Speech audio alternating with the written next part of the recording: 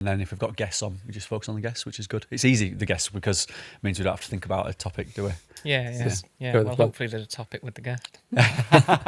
Yeah. Ben, we need to finish. We've got an hour and 10, 15 minutes, so I need you to let me know when we're up to an hour. Sure.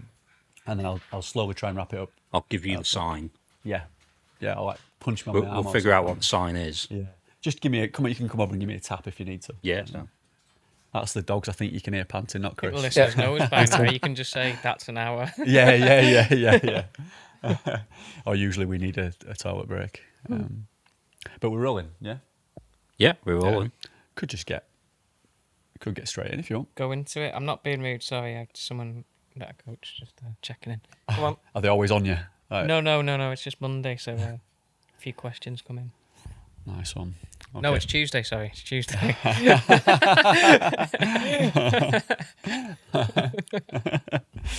Completely lost track of time. Yeah. Right, I'll introduce us.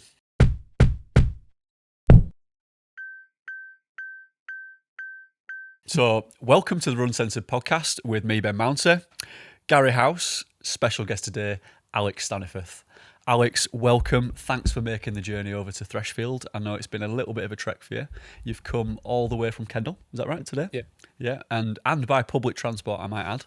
So we know it works to the village. I don't often get it because I don't trust it. But you're here, so I'm very grateful for you for making the journey. Thanks for... You've got a driver, haven't you? Yeah, I've got a driver, yeah, or I use Gary's chopper. I'll leave that one there. I was waiting for a comeback. I was going to say, not drag down Alex straight away. Yeah, sorry, Alex. It is awful, this podcast. We do go off on tangents, and at any point, I try and drag it down to basic humour, my level. So, what did the journey entail? Because I'm always interested. Because where I am, I can't really get public transport to anywhere unless it's Wrexham or Ruthin. But was yours bus or train or? Yeah, I don't actually have a car anymore, so I'm entirely dependent on foot, bike, or or transport. So I did get a taxi to the station at Kendal. I'm about probably 3 miles out of town, and it was trickling down. And nowadays, I just don't get wet unless I really have to. Yeah. Then it was a train to Lancaster, then Lancaster to Skipton, and then it was a bus from Skipton to here. And then about a half a mile walk in the wind in this storm.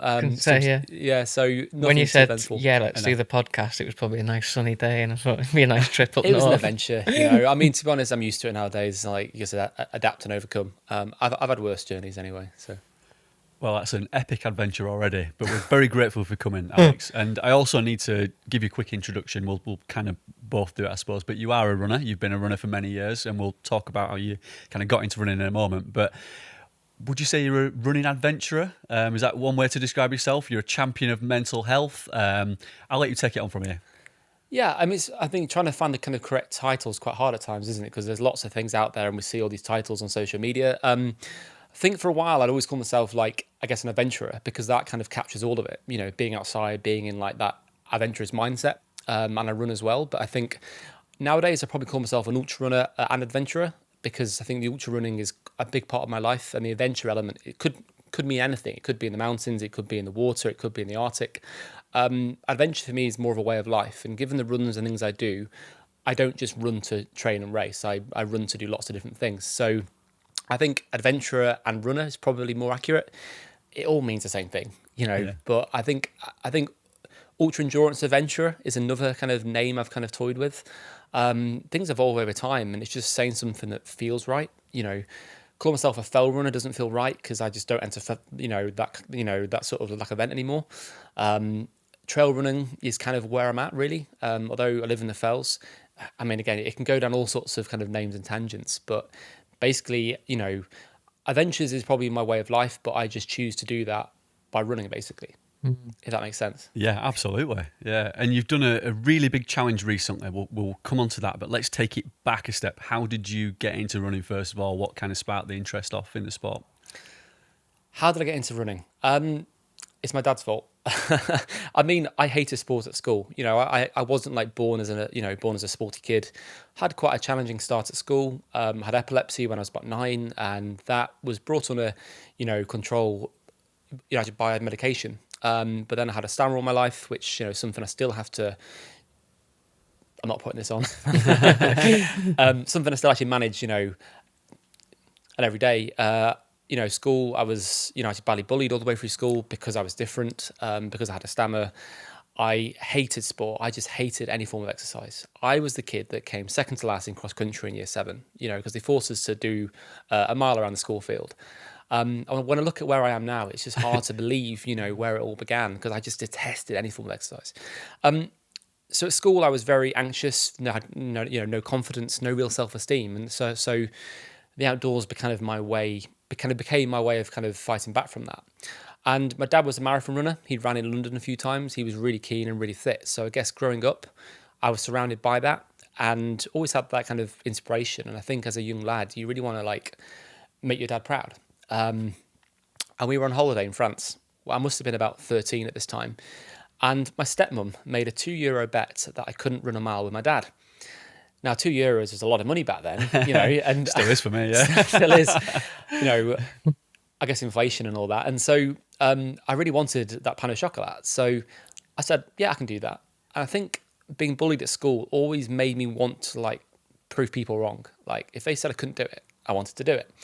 So I dragged myself around, I wheezed, I complained, I cried, I moaned, doing just a mile around this campsite with my dad. But I did it. And there was that kind of mindset shift of, actually, I can do that. That wasn't too bad. I got the pan au chocolat. I got my prize money. Probably, the only actually prize money I'll probably ever get. And I just got that spark of curiosity in terms of what was possible. And then I got back home. I started to run more and more, and then I started to get into it. And then I saw a 10K advertised on the trails in Beeston Castle. So I signed up for that. And as we say, we do the race, and I'll never do that again. And then you're doing another race and a half marathon, then something else. But it really was that 13-year-old on holiday saying yes to something. And my stepmom really was the one who kind of challenged me. And ever since then, I've just been raising the bar higher and higher. Amazing. Yeah, it's inspirational. You've turned it full circle, haven't you? So from something that you'd almost, I suppose, stayed away from, feared, you've overcome those obstacles now, and look at where you're at. When you did that 10K, did you instantly go, I want to go a bit further, or did you think, I want to run a bit faster at another 10K? Because I think a lot of people go one or two ways at the start, don't they? I think at the time I would have only been, I think 14 or 15. So I guess at the time it was just to get faster. I didn't really care about how fast I went, because at that time I didn't know what was good. I've always wanted to be in the top 5%. I've always wanted to be as good as I possibly can be.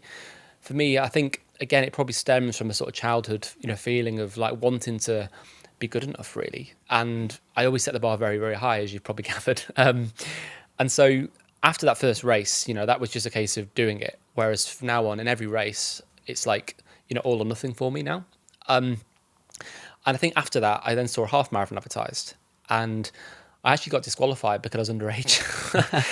And this is the time when all my friends at school, had been obviously barred from pubs for the age thing. And obviously I think it was Helsby Half Marathon, and I think I was 16 or something. So it wasn't like I was, I was bizarre, but for me, it just became a way to really improve myself, and to have something where it was just myself, kind of in that battle, really, where it wasn't trying to kind of compete in school anymore. And I think it was that confidence boost, and after the half marathon, I think there was then that curiosity in terms of I want to hit the next milestone.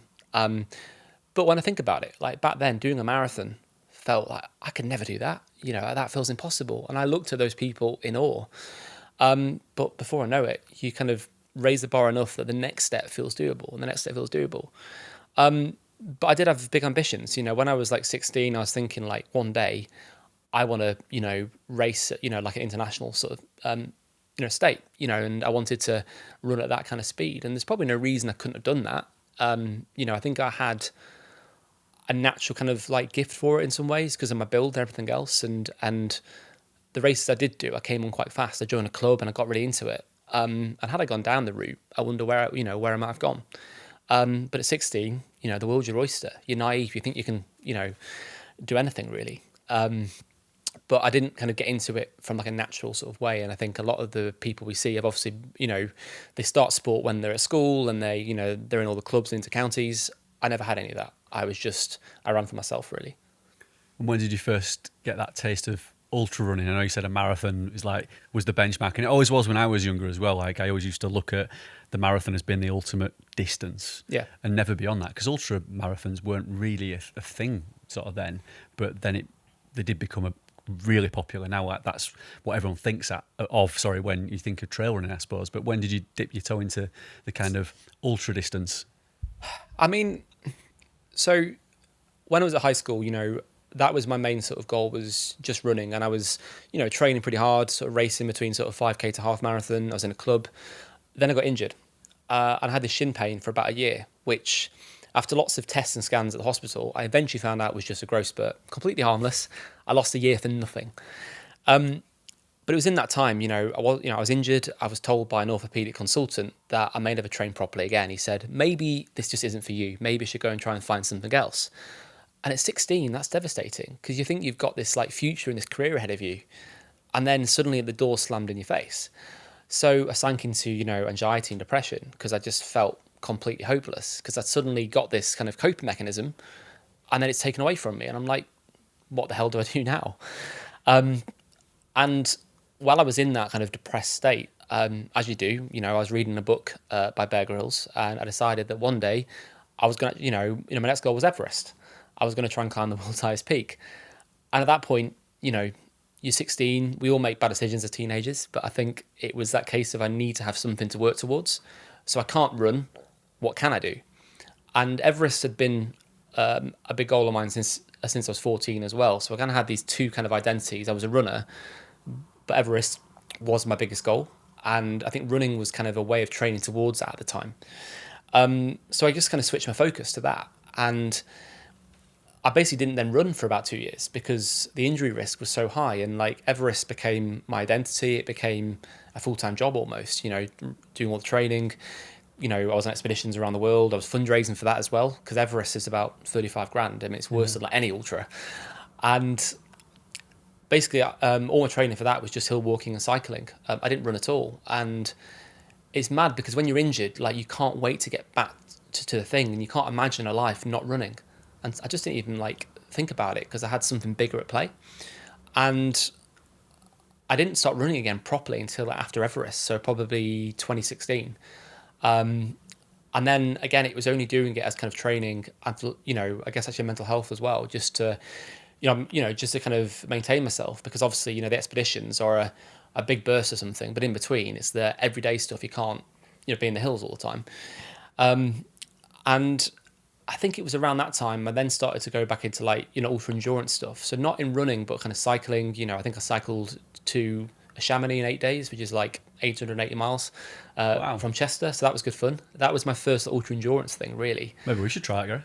It's probably cheaper. Yeah, I had a few breakdowns on the way. And so I was still quite young. I mean, I was 18 on Everest the first time. So after Everest went wrong in 2014, I basically did a year of ultra endurance stuff to try and just to try and build myself back and prep for. And how did you get motivated going from like Everest to like Hell's Behalf and stuff? Yeah. I know that's a bit of a come down, hasn't there? generalization, Yeah. but how do you shift your mindset to like, because for a lot of people, obviously, getting to the top of Everest, it's like, what do I do next? The pinnacle, isn't it? Yeah, a Any little type bit, of yeah. adventure. But then when you're shifting into sport, it's like, well, what is running's version of Everest? But you can't start there, can you? Because it's not the same. No, I think running really was kind of like, it became more of like an intermediate goal, because Everest is such a big thing, and because it kind of went wrong twice. I think running was something in between that, as like kind of short-term goals, which are actually much more controllable. Everest, there's so many factors outside of that, whether that's, in our case, it was a big avalanche, which kind of, stopped the expedition and killed 16 people. The year after that, was the earthquake in Nepal. Whereas in running, most of the time, it really is dependent on your effort and your time. Obviously, things still happen, your health or injuries and things, but most of the time, it's like a very controllable form of success, because your mileage and training will often, depend on the outcome. And I think it was that way of just that kind of like short-term endorphins almost. But yeah, I mean, the thing is, after Everest, 2015, there was this massive depression again, because it was this case of like, how do I try and find something else that is as big as that? But then I think I realised I had this like kind of midlife kind of thing at 21. That actually it's not always about trying to find the biggest goal. Actually, if we're always chasing the next goal, it's actually not that sustainable. And trying to find that same kind of challenge, but kind of, actually here at home as well. And in terms of motivation, I mean, for me, doing a half marathon or a marathon is just as hard. It's just a different kind of challenge. But how do I get into ultra running? Back to the point before. Sorry, I've gone off on a story there. That's all right. It's all relevant. Yeah. I think I never wanted to do a full marathon until I could kind of train actually for it and do well. Again, it's this kind of mindset of I'll only race if I can do well. So sub 3 was my first goal. So after I kind of parked Everest and I realised that high altitude mountains probably weren't for me. I decided that probably doing challenges here was probably safer. My mum was happy with that as well. A bit cheaper. And cheaper, yeah. Saying that, marathons nowadays though. I then entered Manchester Marathon 2018. So I was writing my second book at the time. So I kind of couldn't go off and do anything big because I was at home all the time. And writing a book is like a full-time job. And so basically all I did for a year was kind of write and run. So I actually had the time to to properly, follow a plan. And so Manchester seemed like a good, first marathon. I did okay in that. And then I caught the bug of, okay, that was fast, but how fast can I go? So then I entered Chester Marathon in October the same year. And then I got injured again. So I've go this massive kind of cycle of train, perform, achieve, get injured, rethink my whole life and the whole purpose of it. And then I entered London Marathon on a good for age off the Chester time. And that one I did in a costume, which I'll never do again. But Dressed as Gary House. it wasn't scary as that. It was, no, I mean, that's an elite costume. I was trying to break the Guinness World Record for the fastest marathon dressed as a logo. So it was the YHA actually kind of, the green triangle. Because I was like, I've been an ambassador for them for quite a few years now, so I thought I'd do it in their triangle. I ran like 3:14 in the thing, so I was quite chuffed for that because I've been injured and I realised that I wasn't on form for like a PB anyway. What was the fastest logo before that? I think it was like 3:40 or something. But what was the logo? It was a green. That's all I'm interested in. Yeah. I mean, the previous. I'm previous just thinking record, about a little one. That's to be fair, I think the record's still 3:40, so it's one you reach. The thing is, this thing was not very aerodynamic. I mean, it was. I think with one leg, me and San Pellegrino can sort that out. The problem was. The thing is, though, actually, Guinness they actually didn't accept it because they said my logo wasn't big enough. It has to be like from your shoulders and below your knees, which at my height is a pretty big triangle. So I just turned up on the day and just had fun. And a marathon should be fun, right? In some extent. But after then, I moved in the late. That was when I moved into so the same year I moved up north, and I think in Cumbria in the lakes you're surrounded by this ultra run. So I'm just got a basket there. Yeah. Check on that. That's a problem having oat biscuits. I think naturally being in the Lake District, you're inspired by people doing ultras and doing all these amazing things. And so I got bored of hill walking, but fell running seemed a really good way to get around faster. And so suddenly I'm in this world where rather than being kind of, so actually fast and, kind of being maybe in the top like 10%, I don't have the ability to run down hills very fast. So I'm being passed by, people that maybe are 3 times my age, but they're just absolutely flying down the fells. And suddenly like it was... I've not come back there. And so I was like, in this whole new world where actually like, I think in the marathons, I realized that I was in this kind of cycle of trying to chase times and chase numbers. And it's like, where does this end? And I kind of discovered this love for being in the fells, and suddenly you're sort of humbled by the environment, by the kind of environment around you. You're not as much racing the clock, you're racing the terrain and the environment. Yeah. That's a challenge. And I think like 2019, coming back from the injury in the marathon, I just found this whole new love for that, and that became, I guess, a new passion and purpose. I had some kind of mental health stuff at the time, so really it was an escape. Yeah. It was an escape, yeah. And the fells have always been my happy place, and for me, it's kind of my natural health service is just being out in the mountains. And so I think it was the same year that then I was trying to look for something else to do. I ran my first ultra. I think my 22nd birthday, I decided to run the Sandstone Trail, which is about 36 miles. So that was my first kind of ultra, but I'd never done like a race. And this was then before the pandemic started. So I came up with the idea of actually running on, that was actually running our 3 peaks. So obviously doing Ben Nevis, Scafell Pike and Snowdon, but running the entire, around the bits in between. whole thing. Yeah. So that was basically the biggest thing I'd done really since 2017. And so I guess that was my first kind of taste of ultra running. A lot of people said, do you not want to do, an ultra first and get used to it rather than trying to do like 50 miles back to back for 9 days? Yeah, straight in. I just have my approach to things is kind of throw myself in the deep end and learn to swim. Yeah. I felt, given my experience through all the stuff I'd done, kind of post Everest, like I already knew I could suffer. But in terms of running, I'd not ran that distance back to back day after day before. But I just kind of, I knew it was the right thing to do. And when I think of a goal, if it just strikes me, like I just go all in, I hold myself accountable. And it's like a case of, okay, I need to make this happen. And so that's how I started. What was the hardest thing about that one? Like fueling recovery, or the 3 peaks? I think I was only aware of 2 people who'd done it before me. The A5 in Scotland was the hardest bit. It was grim. Oh, it was grim. yeah, Try not to die. I mean, Did you do the trail? no, I was on the On the so I road. ran mostly down the West Highland Way. Yeah, yeah. So I started on Ben Nevis. Yeah. And this was, bear in mind, this was just after the kind of pandemic had on our kind of, after our first lockdown. So the world was starting to open up again. And the hardest part of that challenge was, I think, when I committed to it, like a lot of serious, a lot of kind of serious guys were like starting to kind of take notice. And I was thinking like, what the hell have I done? But I've committed now. There's no going turning back. Yeah. Yeah. And I kind of think, well, if I try, at least have I tried something. If I don't even attempt it, then I failed anyway. Yeah. The hardest part was just my body fell apart. Yeah. Day one was fine. Did like 50 miles down the Highland Way to Crean Larrick, I think it was, or Tindrum. That was more my natural ground because it was all in the hills. When you hit the West Highland Way, south of that, and you hit the tarmac, day 2 I felt like I'm hit by a bus. And it was Dan Lawson who said to me, day 2 is always the worst. So Yeah. I kept that in mind. By day 3, the tendonitis I was getting in my feet, the knee pain, every single day something else hurts. And logic tells you that this is going to be it. You can't carry on.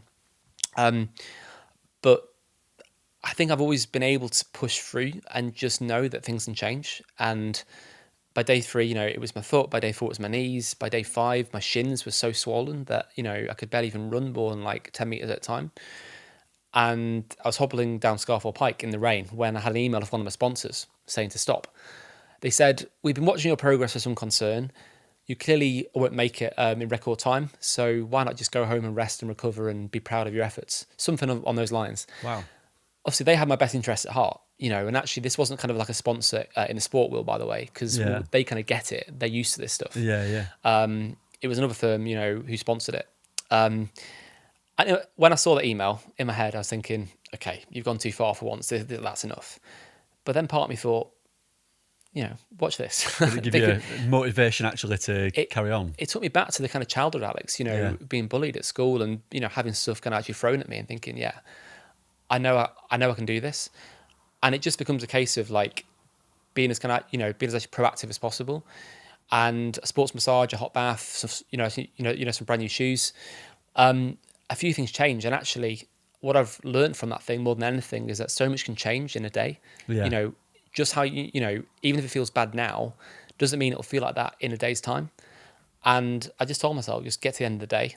And at that point, I didn't have a choice because I was up on Scafell Pike. I've got to get down the hill. Yeah. So, basically, it was just a case of, so much can change, and this too will pass. And that was my whole kind of approach to the whole thing. And after all that, like, despite getting to that point of thinking, I can't even run like 10 meters. Every style, I'm like crouched over, trying to just kind of stretch out my shins.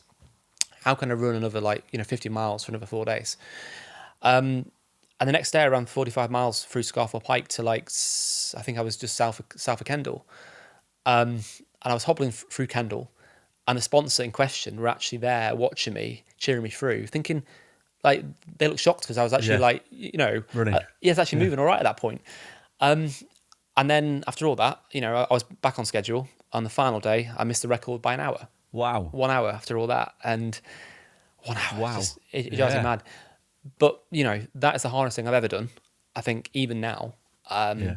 But yeah, I threw myself in the deep end. But And, you're really proud that you carried on going, eh? I was, yeah. Yeah. I mean, my body wasn't. But that's problem is now I've almost got that experience of knowing when to push on, and there is always a fine line.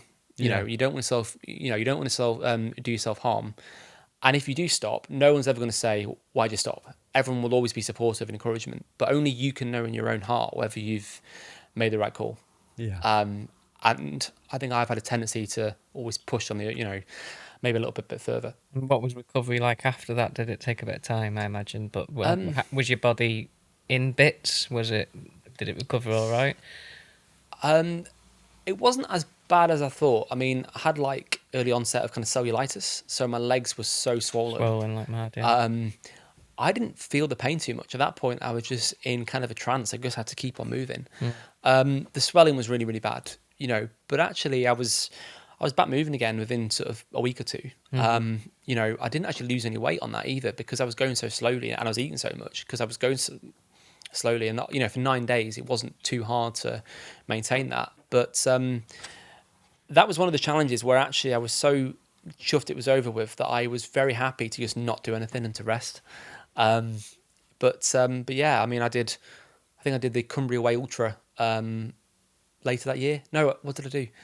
No, that was the following year. I mean, I did bounce back pretty fast after that, but I was happy not to run that far in quite a while.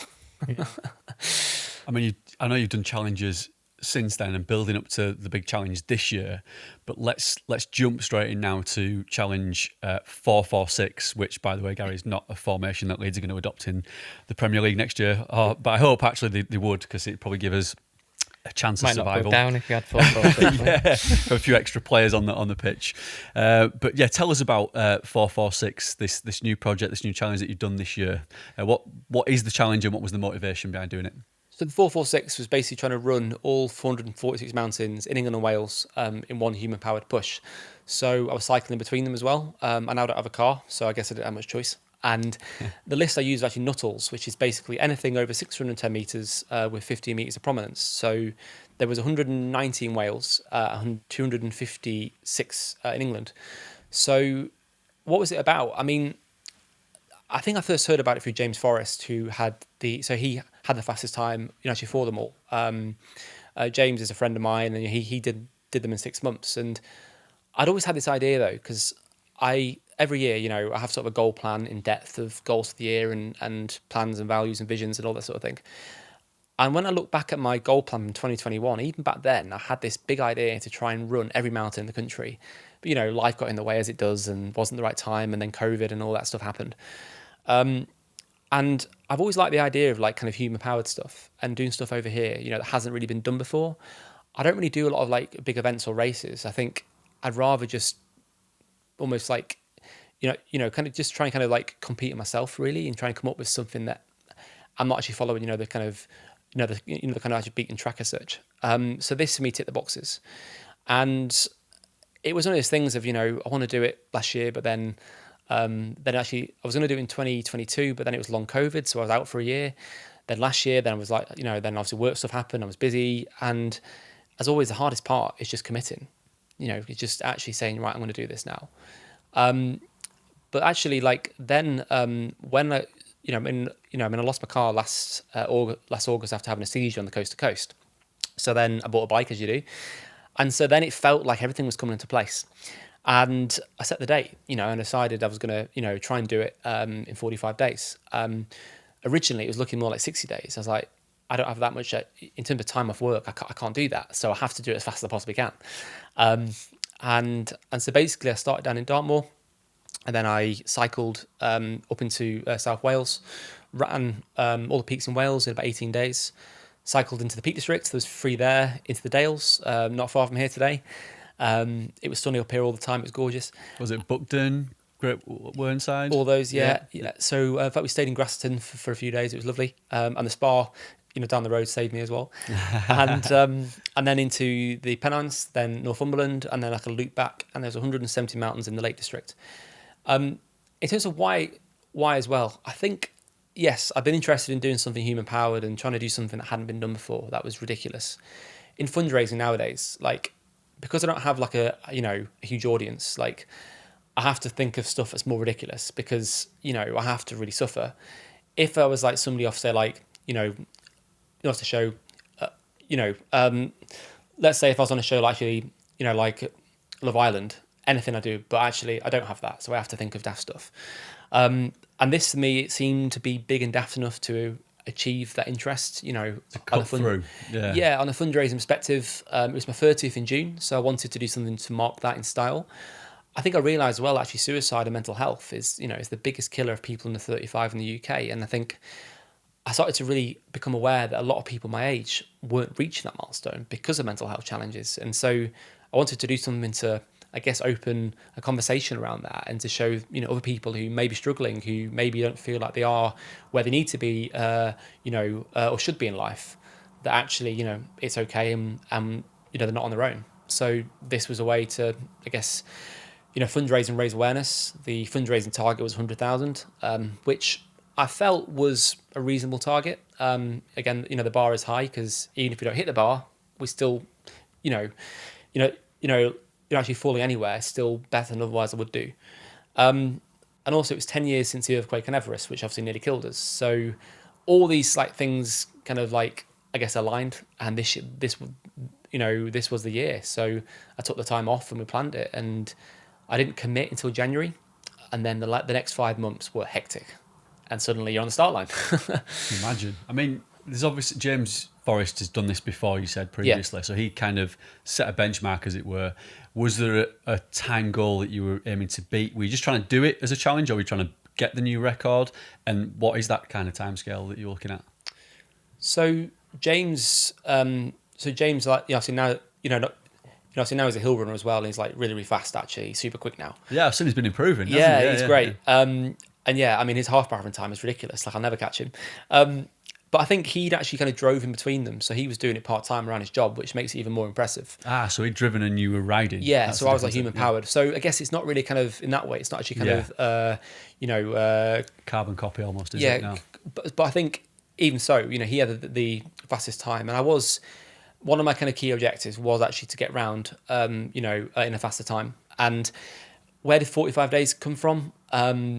So Dan was my kind of, Dan was, such a project manager. Dan's a friend of mine. He's like really good on logistics and operations. So right from the start, I got him involved, and he was instrumental with all the route planning and logistics. And he was trying to sort of say, look, let's be sensible. Let's say kind of 60, 70 days. I was like, I can't take that long. I know in my heart I can do it faster than that. And generally with these things, maybe it's like a race. You just pick a number that feels right. And I think I have a fairly good intuition now about that. And basically, when we had the route, we could then work out obviously how far it is and the specs. And then I can say, I reckon I can do that every day. And we had 2 rest days planned in. And I was saying to Dan, that's too easy. That sounds a bit easy. I want it to sound hard enough that will encourage people to sponsor it as well. Because otherwise, it just sounds like a big running holiday. Yeah. And it's just going off field, really. And the fact is, 45 days meant that we started and finished on a weekend. It was basically kind of careered in between my speaking work. So I kind of had a gap. And I knew that if I didn't set the date soon, stuff was going to get in the diary and the gap was going to get smaller and smaller. And then I didn't want to get into August because of the holidays. May, June is generally better. And it was literally a case of picking the date. And then as it happened, I think the schedule was pretty much bang on because I was never more than a day behind. Both rest days went, up in smoke because of injuries. As thing is not really like a rest day. It's more of kind of a contingency day. So when stuff goes wrong, you use those to make the amends. But the last sort of week, I'd even said to Dan, like, I want to try and finish a day early. He said, "Are you sure about that? Is that a good idea?" And luckily, Dan's a smart one because I'm so glad we didn't do that because the Saturday ended up being like a 38-mile final day just to get back on schedule. Wow. There wasn't any scope really for after all that catching up. Yeah. So yeah, it's kind of arbitrary, really. Were you ever tempted to add in Scotland? No. No. So Did you check out how many would that have added on? Yeah. So when we were quite close on the border, because like when we in the Cheviots, there's like I think 7 or 8 mountains up there, which I did actually just in one run, and then where we were staying in the motorhome, we were actually in Jeddah, which actually in Scotland, it's just on the border. So actually cycling, passing a Scotland sign was quite unnerving. Yeah. And I did a quick search, and there was, using the same criteria, there was 2,557. So I'd still be there now. I'd be in a heap somewhere. Again, this is it. I was trying to find something for a long time that kind of excited me, and then when it excites me, I'm like, that's the thing. That's my kind of goal. And I needed to find a list that kind of ticked the box, and this one did that. It wasn't too short. It wasn't too long. Scotland will take a lifetime. I'll leave that to some pro, but that's not going to be me. And just going back to, obviously, I suppose James doing that route before, did you take a totally different approach to it in the order of peaks and how you did it? I mean, he was walking it, I guess, when he did it. Fast so you were doing it a cycling, lot faster, but did you visit it in the same order or similar? Did you use it as a blueprint and then amend and adapt it? Jamie's book was, that was helpful, because more in case of just knowing certain things, like, for example, Sir Michael Fell is on a military firing zone, along with Longfell in Walcop, so that's really hard to get there on the right times. Pillar Rock is basically a grade-free scramble, a rock climb. So just learning, his approach there was helpful. But because he was obviously in his car, all his routes, so my routes, I guess I did the advantage of being able to point, which saved me a lot of time and distance. So the motor, I also moved around, moving the bike, which made my routes easier. So technically, no, we had to start from scratch on England, but we were helped by Will Renwick, who ran all the mountains in Wales in record time, actually for our charity about 3 years ago. So he'd obviously planned the route, and he'd had the route of Mike Murray, who'd also ran it a few years before him. So they'd done the route, in Wales. So that was helpful because that saved us so much time. Their support there was great because they'd obviously done they'd obviously planned a route which made sense, but they didn't have the bike. So Dan also had to change a lot of bits where, obviously I had a bonus of obviously, there was quite big sections where he ran sort of 30, 40 miles in between peaks. That was on the bike. It was great. So we did use their route a lot. But because it obviously point to point, I'd obviously have to camp. It was pretty much starting from scratch as well. And England, that was all an on-site. So we had to literally just actually work it out from a blank canvas, really, in the most sensible way. And I wanted to... I was at Enel Helvellyn as well. I just wanted to... I think it made sense to be like in the Lake District on the final push because it was home turf. I thought I'd get obviously more support there. And just to kind of like say the best... It's till the end, really. Yeah, it's a beautiful peak, isn't it? So we had that in mind, but really, like Dan's just magic on this stuff. He just worked it all out in commute, on paper. I was like, how the hell have you done that so fast? Because it would have taken me years. I guess you've got to have one of them brains, haven't you? Like if you're wired that way, like it would take me ages as well. I'd have to use all my fingers and toes. I guess some of the more classic challenges, like even like the Wainwrights now, has had the benefit of so many people going before them and tweak the route. There is something different and I guess exciting about finding your own way between years. Yeah, and it wasn't it wasn't perfect, but something like that can't be. It's not a tour holiday; it's an adventure. And there were some routes where I was like cursing Dan. I was like, "Why the hell have you sent me down this? There's a path there," But we didn't have time for it to be perfect. It was literally just us, and there was that kind of uncertainty because every day I didn't quite know what I was going to find, whether it was going to be like a clear path.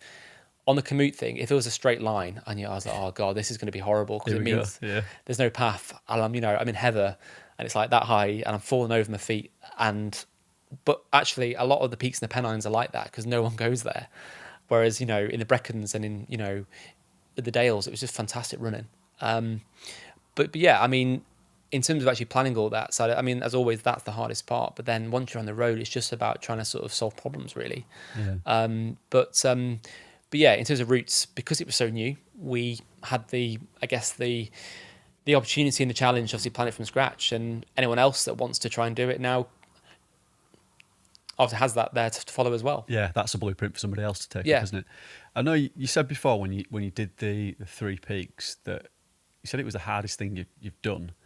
Does that you still stand with that statement, or like after that? Because this sounds like a much bigger challenge. So was it just harder because of where you were at in terms of your fitness and I suppose not lack of planning, but you'd thrown yourself into it, whereas this one you've got more experience, more fitness, and you were approaching it probably with that on your side this time, weren't you? I think every challenge is relative and it's different. It's like the classic thing, is it harder having like, is it harder, if you do like a beach now, is it harder, say like, I'm gonna start again here. It's all right. Train of thought, Alex. I think the difference this time is I was just much more experienced. I had more experience in suffering. My body was stronger. I was a better runner. I had more support. So on the 3 peaks, I tried to wing it. Literally, I stupidly thought that I could do it self-supported. So I had a big on pack full of kit. I booked hotels and B&Bs. But the problem is when you don't get there, you can't just skip ahead to get them. Yeah.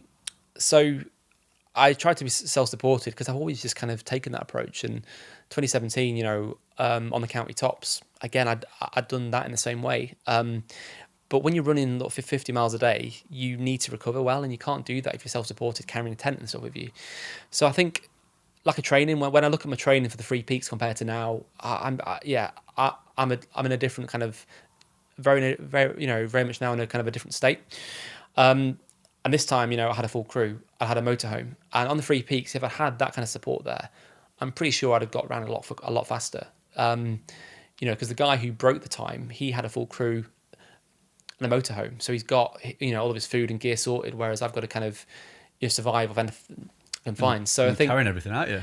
Yeah, and obviously when I bought stuff, and I did in the end actually have support. I think from day 3 and 4, my friends kind of realised that I wasn't going to manage it. So everyone sort of, a lot of people then helped me on then. It's fine. But I think all the little things like just having a motorhome there, having a process every day makes every bit of impact, because so much time is spent trying to buy food. It's in recovery, and on this, like I was actually spoilt for like 45 days. Yeah. And that I think is why I got round, fairly intact. The reason I think the 3 peaks is harder is just because my body fell apart a lot quicker, and my body was less resilient, and that's why on this my focus was trying to get as resilient as I could, because I knew at some point things were going to break. It was just a case of minimizing that for as long as possible. But this time I had the benefit of knowledge that actually I've been here before and I got through it doing XYZ.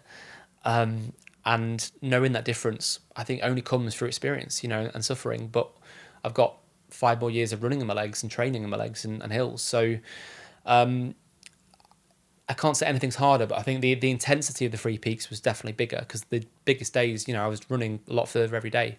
On this, my longest day was 38 miles, 103 miles on the bike. The challenge with this is just I'm doing it without a day off for 45 days, and that's the difference really. Yeah. So I'm not really answering your point there. No, you have actually. Yeah, it makes perfect sense, and I think it's kind of what I thought. And yeah, no, it was a really good answer actually. Do you have any? Like, I know you had obviously highs and lows of any challenge at this length, but what was the best bit, or was there like a favourite peak or something like that you touched upon? On the 446? Yeah. I will say the Yorkshire Dales was my favourite part. Good answer, mate. I think it really was, because it was just... If you're just listening to get watching it, I've got him at gunpoint. And I'm forcing him to say his answer. I'm only joking. But Sorry, go on. I'll be honest though, it really was. It was just so runnable. I mean, in the Pennines, God, they're wild and bleak, but God, no one goes there. It was brutal. It's like trying to choose your favourite child or your favourite race here. It's because it all depends on how I felt, conditions, various things. One of my favourite moments. It sounds cliche, but it was. Finishing. That was a fantastic day, and we were so lucky. Probably the penultimate day, because at that point you've kind of done it. You can see the finish line. You've just got to kind of, at that point, nothing else really matters, because you're going to do it. But it was actually Dan. So Dan was my support guy, my expedition manager, who'd come up and join me from Bristol. So in fact, he actually joined me for my final half of the run. So I had 2 sections that day just to make sure I kind of ended on schedule. So that Helvellyn was my final peak, because it would have been a bit rubbish if I'd had to sort of do a few peaks on the way down. So we kind of rejigged it all around, and Dan joined me for the second half around sort of the Helvellyn area. So it was had 2 different runs, and it was about 38 miles in total. And Just for the glory. Yeah, just to end on a high, really. It would have been me, wouldn't it? That guy just coming at the end. Getting the pictures at the end. And we were getting absolutely battered, for all the wind and the rain, but actually knowing that I wasn't on my own, because at that point you just need somebody just to pull you along, really. Did he turn up with a Barnsley briefcase full of like pop and crisps, or did he bring some tonic water that you thought might have been fizzy water, San Pellegrino, or anything like that? He just had a big stick and a whip, and Remember just that'll be more useful next time. and just banter and tunes as well. Like we were going along basically like it was almost Bog Graham leg 2, but in reverse, because one of our final peaks it was Clough Head. Yeah. Then we had to turn around and come back, and we'd been in the clag like all day. I was like piss wet through, and we just got to the very end of Clough Head, and suddenly everything broke. And we just had this most amazing sunset over like Durban Water, Bastonthwaite, like all the North Lakes were just golden. Amazing. And I've got this picture of me just staring at it, and it's almost like we were coming home. It's like this sign from the gods, And that was one of our moments where we just had to stop the watches and say, like, Take it in. wow, this is epic, because like all day it hadn't been like this. And then turning around and then running down like Sheffield Pike. It's like 11 at night, playing Don't Stop Believing by Journey, singing along, running down the hill. Again, that moment of knowing you've done it. It's like in a race, that last mile when you can see it, it starts to feel real. You can't beat that. That was one of my favourites. I can say about a lot of the challenging moments, but I think getting out of Wales, honestly, I couldn't have got out of Wales fast enough. It's beautiful, beautiful and wild, but like I think the terrain absolutely broke me. It's tough, right? Yeah. And I had a 100-mile ride from the last peak, which is Talievan, to basically to Hayfield for Kinder Scout, and because of my hamstring, I had to do like 4 peaks in the Carnedai before I cycled back. So what should have been a really chill 100 miles spin home was just stressful. But actually getting out of Wales alive, because the last sort of few days I genuinely didn't think I was going to do it. But then I was trying to think equally. I mean, Gary you were running with Rich Gill, weren't you, last weekend, and he had a tough day, didn't he? Because it's tough in Wales, isn't it? Like, it was I don't probably think people first proper sometimes experience of Ogwen Valley and stuff. don't realise how in a good way, savage it is. Yeah. It's very challenging. Well, we had a great day when literally it was all the area. So we had about 32 miles running around all this peak. So the Ogwens Valley literally started. We started in Llanberis and went out all the way to Ogwen actually. And that day was like 32 miles, but glorious sun and blue skies. And I had actually David and Sam with me, which just otherwise I'd probably still be there now. And it's one of those days, although it's tough, like the day before, running down Snowdon, running down towards Llanberis, down Morlilio, like into the sunset, just blasting music out, just some of those moments where everything just feels good. And there were a lot of those. Plus Yorkshire's easy after you've done that. Exactly. Yeah. It's great, and I think it felt it because it's all like soft, it's all like kind of soft grass really. I'm trying to think. I mean, there were so many little moments, even in a bad day, you can just have this little moment of joy and just enjoying. What was like have you got any memorable? We always talk about food and stuff, really, don't we? Any like meals or food experiences that you had along the way that maybe you didn't think you'd want or like kind of crave that you suddenly had, or was it quite standard all the way through? Because 45 days is a long time, innit? You're not. Did you do it on just gels? I didn't have a single gel. No, not one gel. I think after my Lake Smears Waters experience, I don't touch one. I think really with this interesting, like I lost my appetite quite early on, and normally I'm pretty good with food. Like I'm not fussy, I think in the motorhome, what was good about that was kind of there's a level of kind of consistency, and allowing me to get enough food. Whereas on the free peaks, like it was all based on things I could get really. And on the county tops back in 2017, I lost like a scary amount of weight to the point that my mum saw me halfway around in Langdale and started just cried. On this, I didn't actually lose much at all, which I think is quite good given, the days I was doing. I'm like probably 10 or 12 hours a day on average. It really varied based on where I was. Like in Wales, there's lots of Welsh cakes. Fish and chips made a regular occurrence. I had some really bad fish and chips 3 days before I finished, and I was really not happy about that. There was takeaways. There was Thai meals a couple of nights. Depends obviously where we were. After doing that big day around at Aaron Fordwee. I remember being like lying on the floor, got my feet up on the wall, eating a big plate of sweet potato fries. They were really good. Sounds like Ben as a student. Yeah, it does. I'm getting hungry listening to this.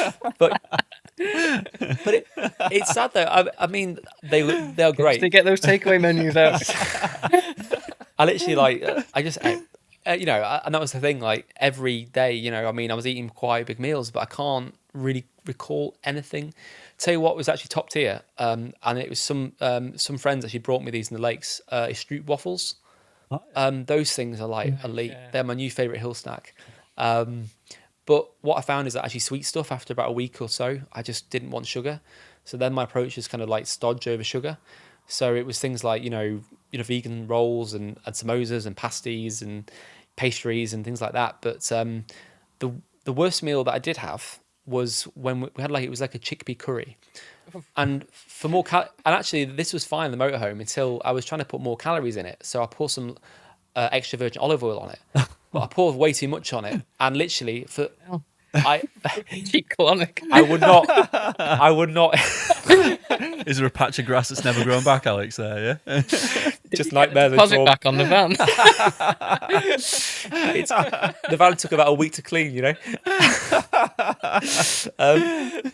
was one of those meals. That was the pay raise. That's one of the rest days gone, isn't it? I literally couldn't touch. I mean, just the smell after that, like any hot meals, I just couldn't touch for a week. That was horrific. And it wasn't worth it. Just have more pasties. Don't add olive oil. I mean, a lot of the food was quite the same. It was all like kind of rice base or pasta. All stuff that's easy to do in a small space. We went for a fancy Italian in Jeddah with my friend Mark, and like having a good pizza. Actually, there's a cracking place in the Dales. We were coming down from the seat pass to Drummond Race, coming down into near Bugden, I think it was. Ah, yeah. There's a cracking little pizzeria there. Yeah, that was one of the best meals we had. Once Celia's, was yes, it? That's the one. In Starbottom. Yeah, she's never fucking open. That's the problem. Yeah, you did well. It opened just to me. She must have just opened. That must be the one time she's been open. Honestly, yeah. Every time I drive past, it's closed. I would love to go. That was great. That was one of them. It's interesting because every day it all felt quite similar. There wasn't really anything that stood out to me because after a while I just got bored of food. Even on the night I finished, I didn't even want anything. Can't believe you've been to Celia's. Oh man, she's had a year to practice that pizza because that is the only night she's been open. I've been after like a big day though. Like I'm actually riding like down the hill. I went actually like straight past it on my route, so it was perfect. And nothing else really stands out to me. I mean, lots and lots of pastries in the Lake District. What do you have, Lake District? Did you get any good bargains? That's what I want to know. Did you get into because like we've got this spar here, obviously that you've been to and sampled it. I'm at a point now where if there's anything good on the yellow stickers, they'll text me. In fact, I might have even got a text while we're on this podcast. Like if that's where you went on the lunch break then. Yeah, that's it. Right, yeah, exactly. Right. I'm always in there like looking at the bargains because they go pretty quick. They've got these Crosster and Mollica pizzas, and they're £6 normally, but when they come down to £3, my phone's going crazy. I'm in there, freezer's full.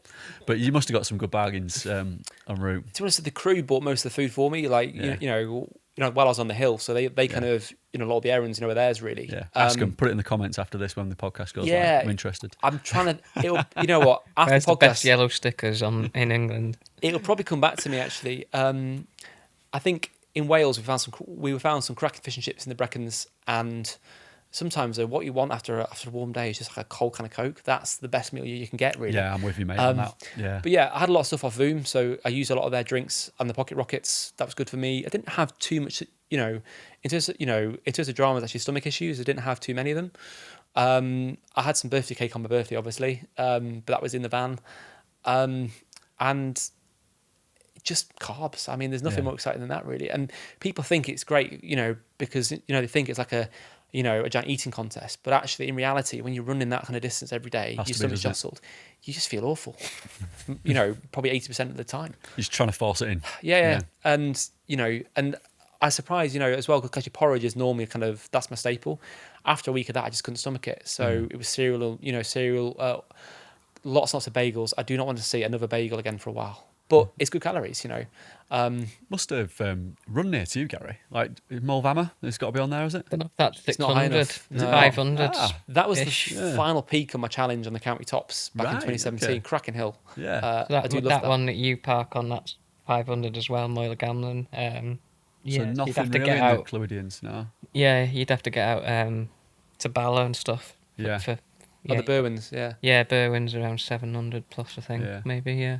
Okay. Yeah. I wanted to ask a question about your epilepsy, because you mentioned when you did the coast to coast, you lost your car. Yeah. You had a seizure. Yeah. Were you worried about that happening again on this? Has it affected you having the epilepsy when you're doing these big challenges? Is it in the back of your mind all the time?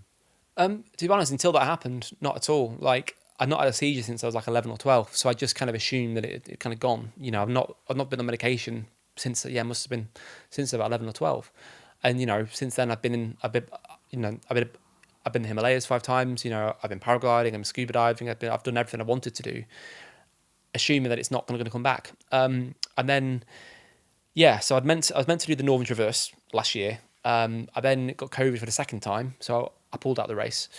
So I then thought, well, okay, well, I'll just go and do it anyway as my own thing. So built a crew and organised all that, and then went out to do it in July, trying to do it in a weekend. So my target was like under 60 hours. My longest run before that was 105 miles in the lakes, meres and waters. So I felt like I was, I didn't feel like I was pushing it too far. And yeah, I was about 21 hours into that run. So I was at Kirkby Stephen, which is my first kind of like checkpoint sleep. Bang on target, bang on schedule. Everything was going really well. I wasn't diving the bushes every hour like I was on my second attempt. And I literally had it was a half an hour nap scheduled. I think I was about half an hour. I think I was actually half an hour early at this point. So I literally kind of lay down in the van. I had half an hour. I was then about to start to run over to Keld. And just as I woke up, I felt really cold. I just didn't feel well. But that's what happens when you run for 21 hours. You just assume it's part of the parcel. So I just needed to get started again. So I had my porridge and coffee, and then I was just kind of tying on my shoes. I was just kind of set upwards. And suddenly I started to feel really faint. And with my seizures, I remember there's like a lightheadedness that comes on very, very quickly. It's different, being faint. So I remember kind of sitting back down again, thinking I was going to drop.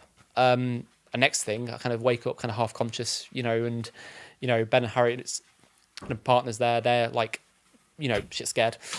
And kind of, I can hear noise around me. And that's when actually Ben said, so Ben was due to support me on the next leg. He just said, he literally,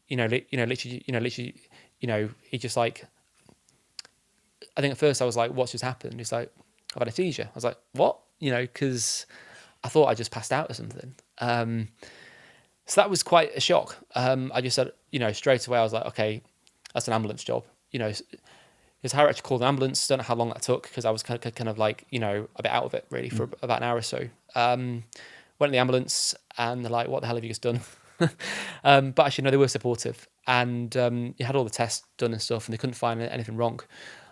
They just suggested it was electrolyte imbalance, which can cause seizures, but it has to be seriously wrong. So I came home really kind of, sort of none the wiser what had just happened. But straight away, my thought is, I want to get checked out because I need to go back and do it again. Yeah. Straight away, I knew if I didn't get on the wagon again, I wasn't going to get back to it. And there was just going to be this, like, I guess, sort of trauma there. For example, like on the Bob Graham, like I had hypothermia on that when I tried that about 4 years ago. And ever since then, I've been really scared of being cold because I've had that trauma. Yeah. I knew if I didn't get back out there, it was just going to grow on me. So I felt pretty rough for a week. And it was like kind of, sort of post-ictal sort of illness you have is horrible. And basically I saw a consultant neurologist, who's private because I thought like I need an answer quick. I saw my doctor and she was like, actually, it sounds like it's not epileptic. I told the DVLA and they obviously took my license off me for a whole year. So I sold my car, hoping I'd be able to have a nice new bike. The car did not buy me a bike with a budget. But, straight away, I just, like I always have done, I just saw the opportunity. I was like, okay, how do I make the best of this situation? Basically, I spoke to lots of people who I know, and I've got a friend who's, a great friend who's like an outdoor medic. She actually volunteers on like big events and ultras and races, so she's seen a lot of stuff happen before. Just get as much advice and expertise as I could, And as always, it was a case of like, okay, like, the epilepsy hasn't stopped me in 17 years. It's not going to stop me now, but I need to get to the point when I know I'm not going to put myself or other people at risk. Yeah. And so as soon as I saw him, he said actually like it was a reflex anoxic seizure, so kind of triggered by the drop in blood pressure. So his his experience was that I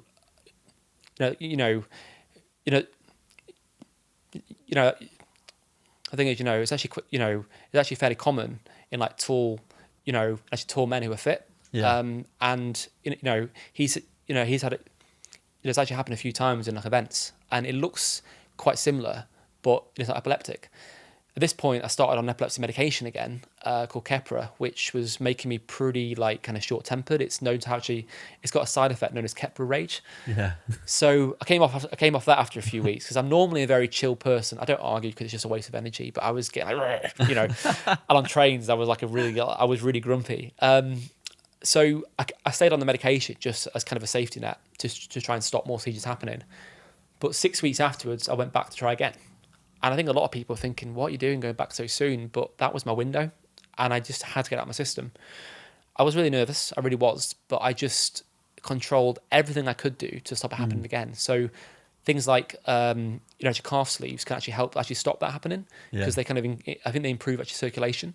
Yeah. And because I'm quite tall, I do faint really easily. Like if I see a needle, I'm on the floor.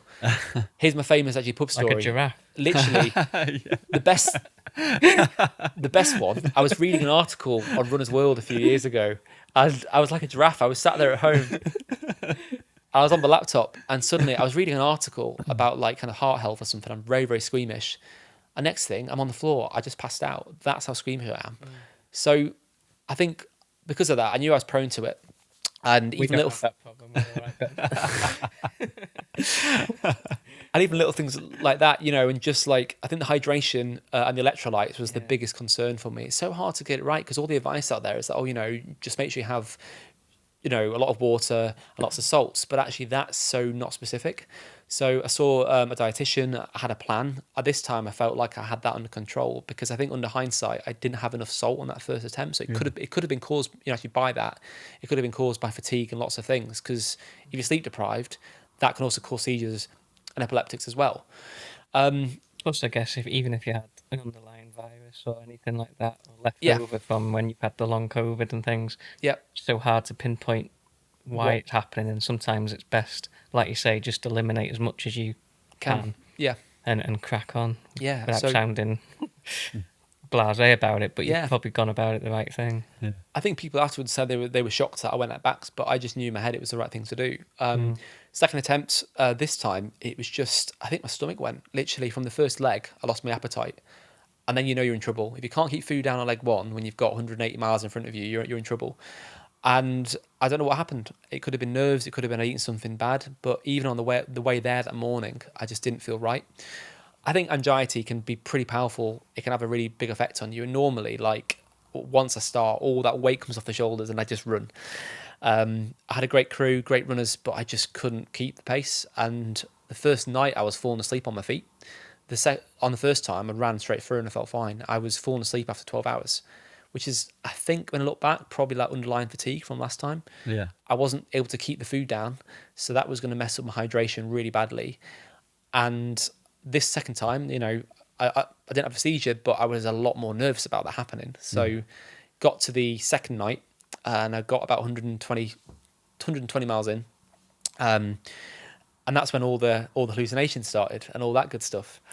And at this point, I couldn't really tell if I was like overhydrated or dehydrated because I was peeing all the time, but I was really thirsty and I wanted salt. So all the kind of signs are like kind of conflicting. Yeah.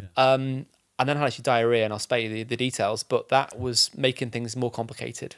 And I got in the van and I was feeling really like sick. I was tired, I had palpitations, and I thought, given what happened last time, I don't want to push it.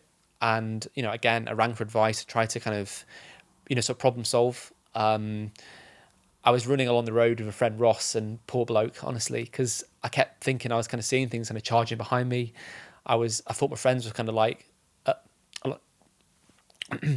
I thought my friends were like, on a bridge, obviously there's no bridge because I'm like on a flat lane in Yorkshire.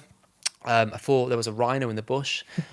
Came around a corner, and then obviously like you're in the middle of nowhere, and there was like what I thought was the Edale Hotel, but you're in the Yorkshire Dales. There's nothing there. Yeah. But I got to the corner. I was like, oh, the hotel. Got in the van, and I literally fell asleep like mid sentence, Wow. and that was just because I'd had lots of power naps on the first night, but I'd not actually had a proper sleep, which again was my mistake. I literally every few minutes I just need to like lie on the floor and kip. And I say to Ross, right, let's just try and run 100 meters before I stop. And then I just literally fall over. Wow. So I knew I needed a nap, but because of all the symptoms, I was like, given what happened last time, like this is not going to work because I still had another probably 24 hours at that point. I think I scared Harriet, my partner, because like in the van, she's asking me things and I was answering them, but I was saying like stupid things. And this I just like can't recall at all. Yeah. So I don't know if I was like having delusions or whether I was like, sleep talking. I have no idea. But I think I scared the hell out of her that night. Yeah. So yeah, I called it after 124 miles, which is still my furthest run. But it was lots went wrong on that run, and I'm going back in April to try and do it in one go. I mean, I was going to ask what's next, but you've probably answered that there with that, haven't you? Is that the next big thing that you've got as the challenge that you've set yourself? Yeah. I think unfinished business. Is that going to be part of the race? That's in April, is it? What's that? Sorry. Northern Traverse. Yeah. So I think this time doing it as the race is something different when you got people to run with. Also having. Plus, it takes a bit of the pressure off, I organising guess. logistics. Yeah, because you've got the experts there. You've got the medics. You've got all the aid stations. Like I had an amazing crew, but like it's a big job trying to organise all that. And I think as well, I think just knowing there's other people kind of suffering at the same time makes it easier, really. For me, it's unfinished business, and like since the 446 though, I have been having that like post-race kind of crisis that I think we all go through of like, what's this all about? What's the point? What do I want to do? What's the point of doing that? I don't want to go through that again. And so how I feel in April could be very different. It's very understandable that after like 6 months of my life and the commitment and the sacrifice of everything, there's going to be that void now. But I'm just trying to sit with that and trying to think about actually, we often tend to forget about the trauma and the hard moments and like those moments in the 446 when I was just like close to having a breakdown, knowing that actually I've been through that. I've survived my worst days. I can probably do it again. But yeah, I do like the idea of running for a full weekend and seeing how far I can get. But before that, I've got the Seven Valleys Ultra in September. So I've done that race twice now. I've not actually done that many ultras. I did my first ultra race was the Cumbria Way, which is 71 miles. I remember on the start line, a guy saying to me, do you not think you should have started with something a bit easier? I just kind of, I just sort of stayed quiet at that point. You've heard that one before, haven't you? That question. That was after my Three Peaks run. So I was like, it's fine. I'll do all right. But as I said, I don't really do a lot of events because I just prefer to do my own thing, really. But I do love a good race. I do like to compete, and the Seven Valleys is a brilliant event. And so I'm hoping I can get my speed back because 45 days of running, I'm sorry to say, doesn't make you faster. It builds a good base, but unfortunately I found that it hasn't improved my speed very much. Strong legs, but that's about it. So I'm just trying to get back to that now. And I know you're going to do the Northern Traverse next year as part of the race. Long term, is there anything you want to do similar to 446 where it's a personal goal, it's maybe something that someone's not done before?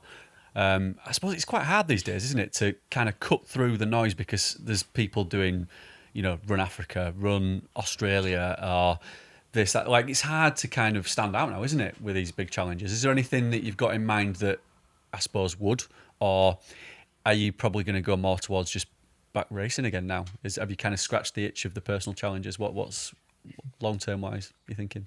Even coming down Helvellyn on my final peak, well, a friend asked me, he's like, oh, what's next? I was like, give me a week, man. I mean, I think turning 30 as well was like a big milestone, and I always had in my mind this would be like my last big thing for a while because people don't see like the financial investment, the time, the mental load, and actually like the higher you climb, the harder you fall. And I think nowadays, like the adventure world often like lives or dies like by TikTok, and I think there is that noise, as you say, and I think that can be really good, but also really bad.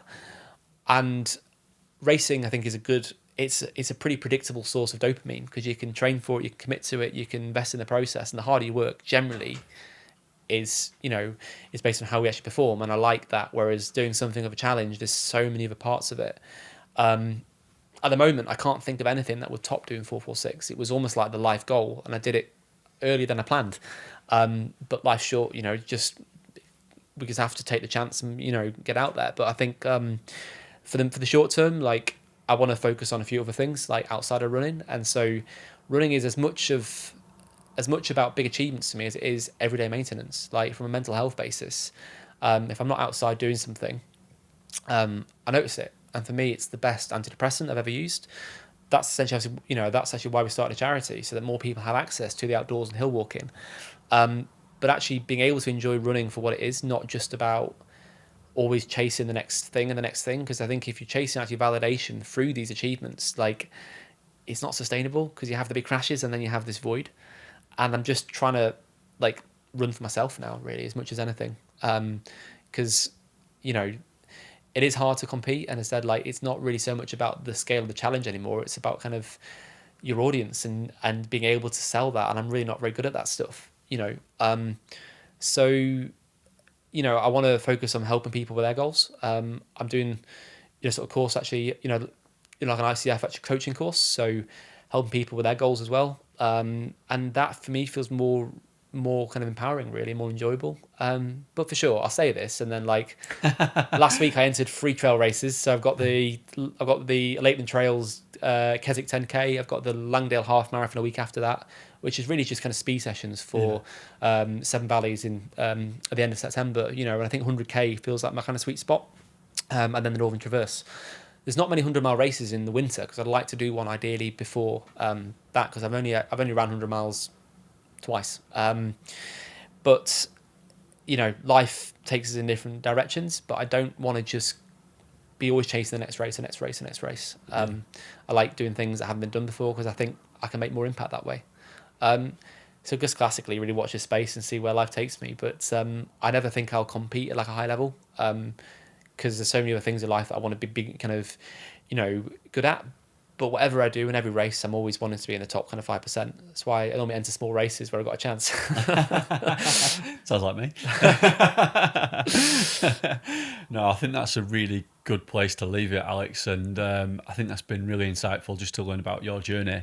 Also, what you've achieved as well and what you've overcome from that young age, flipping the narrative, and finding your way into running, which I suppose it could have put most people off at that age, couldn't it? You could have gone the opposite way and never touched a fell or a trail or even a road again, couldn't you? But you've done an amazing job kind of doing that and keeping going. And also, when people told you couldn't do it, you've obviously proved them wrong. So huge congrats, mate, on everything you've achieved.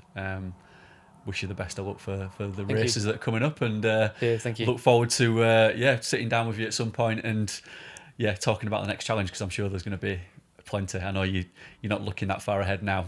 There's always another mountain, but there's always something, isn't there? Yeah. No chickpea curry on that Northern Traverse. Oh God, yeah, no, that's an old trauma, but yeah.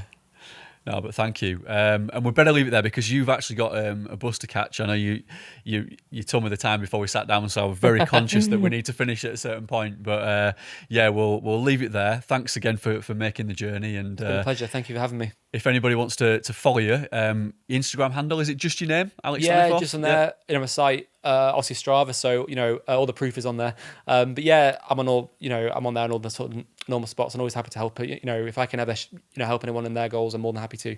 If anybody wants to try and climb all 446 mountains, I hope somebody does try it because somebody can do it faster. I'd be happy to share what I've learned there as well. And maybe there's a third book. I'm not sure. We'll keep an eye out for that, mate. Thanks a lot. Thank you. Appreciate it. And without further ado, we'll see you next Tuesday. Good stuff. Nice one, chat. Excellent. Thanks a lot, Alex. mate. Cheers. Cheers, guys. Was that Perfect. Really interesting. Hope that's okay, because I know Perfect, mate. the speech was worse than normal, so hopefully that didn't kind of, Honestly, there were maybe a couple of times where, but you absolutely saved it. Seriously, you were in a full flow. It was actually really easy to talk to you because you just kind of answered a lot of what we're asking, but then answered some stuff that I didn't need to ask then. It was perfect. thank you. Yeah, it was a good transition. I think it was nice where we started as well and how we came through. Yeah, no, I like that. That's really good. Covered everything that I had in my mind anyway. So. Yeah, I mean, obviously time actually flew by, which is a good sign. So. Oh yeah, always. Yeah, definitely. In fact, you had to give me the nod there, didn't you? What time did you say? Was it back quarter past? I think it's 3:18. Yeah. 3:18. Yeah. So yeah, I'm actually running for the bus. 10 minutes. Yeah. I So- thought I'd give you 10 minutes to like at least. No worries, guys. Thank you for that. Quick speed session to finish.